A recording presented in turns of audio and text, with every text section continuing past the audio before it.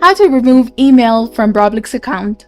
Hi everyone, this is Neha from Create, Login and Delete, and today in this video presentation, I'll teach you guys on removing email from your Roblox account that will help you protect your account security.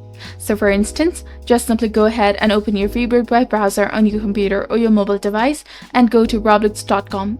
Then you will come across the official website of Roblox where you have to make sure that you're logged into your specific account. Now from here, simply go ahead and click on settings icon in the top right corner. Then go to settings. Then you will come across the options of account info, security, privacy, payment methods, subscriptions, parental controls, and app permissions.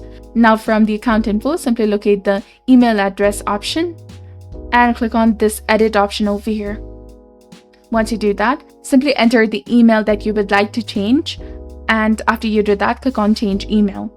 As soon as you click on this change email option, a mail will be sent to your account for the verification. Simply go ahead and open your Gmail, and then after, simply verify your email from over there.